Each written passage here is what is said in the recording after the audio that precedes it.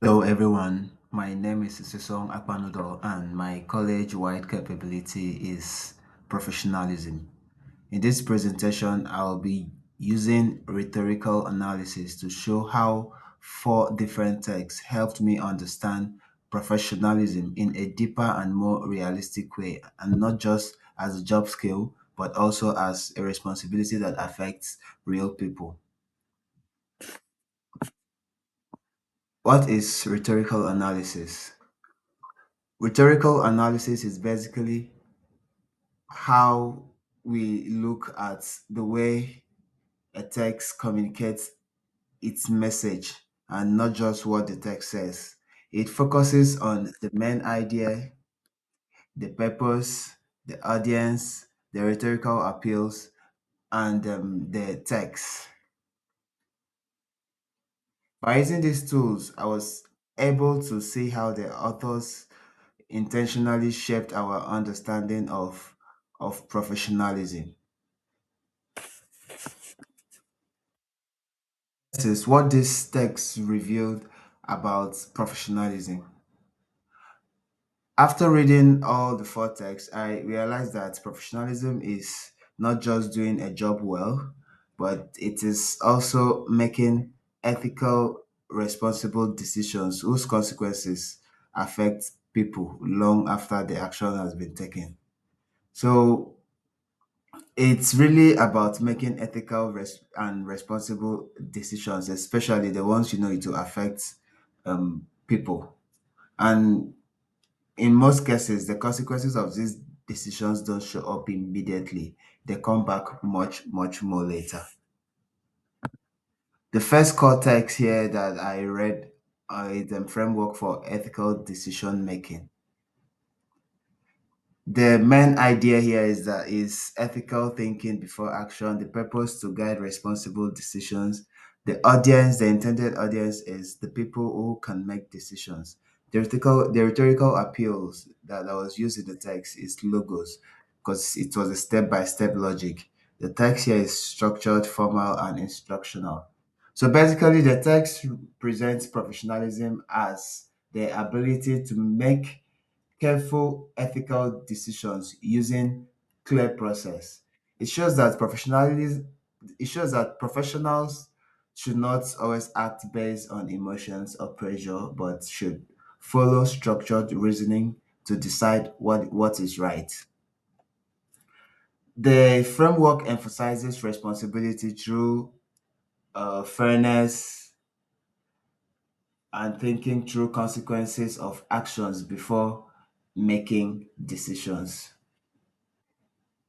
Next one here, the context too is who can save. Who can save? Professionalism is shown through difficult moral choices involving real human lives. As you can see here, the main idea is moral weight of decisions, the purpose to make audience feel feel moral tension. The audience, everyday people, workers, and leaders. The rhetorical appeal that was used in this text is a very strong pathos and ethos. Text here is storytelling, real voices, and scenarios. It shows the text shows that professional and moral decisions are not abstract but deeply personal and emotional.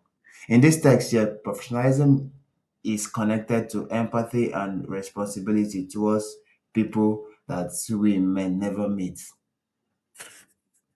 The next here is the context 3, the World War II document. The World War two documents, basically the main idea is leadership responsibility. The purpose is to unite the people and also justify the action of the Pearl Harbor bomb. The audience here is the citizens and the lawmakers. The rhetorical appeal used here is ethos, logos, and pathos. The text here is formal diction because it was mainly documents and formal letters from the president and from the government. It used repetition and urgency. So the World War II document basically shows professionalism at the highest level of leadership. During the World War II crisis, the formal language they used was a very strong tone, and the factual record showed responsibility, accountability, and weight of leadership. Here, professionalism is presented as the ability to lead with clarity, honesty, and moral conviction during difficult times. Here, the presidents they were forced to make some decisions that will come back to that will have future consequences because of the positions they were. The next book here, the next core text that I read as my alternate text is Afterward. In Afterward, the main idea is the consequences of unethical decisions, the purpose, one true story, audience is general readers, the rhetorical appeal is heavy pathos, text is truth. So in Afterwards, professionalism is shown through the consequences of ethical business decisions. The story uses the ghost as a symbol of how past actions can return later with serious effect. Basically, in the text, a stranger a stranger comes to meet a woman, which the stranger took the husband away. Along the way, the woman realized that the stranger that came was a ghost of someone she had a wrong business dealings in the past. So the professionalism here it shows that professional choices do not disappear, but it follows over time because through this narrative, we see that professionalism requires integrity because actions have lasting consequences. Now, how do these texts connect? Even though these texts are very different, they all point to the same idea. So they show that professional decisions are ethical decisions and not just practical ones. They also show that professional choices affect real people in emotional and serious ways. They also let us know that leadership requires responsibility for the lives of others. Unethical professional actions have long-term consequences. They always come back to meet us. Responsibilities does not end after the decision is made. It is about integrity and accountability. It's not just about making the decisions. What I learned from about professionalism from those reading, I learned that professionalism means thinking ethically. It requires ethical thinking. It involves real people. So that means there will be a human impact. Professionalism includes long-term accountability. It's not just about the efficiency or the success of the work. It's about integrity and also accountability.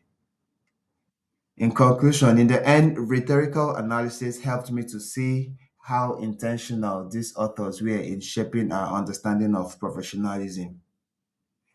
Studying rhetoric helps us become more intentional, responsible, and professional in our own writing and decisions.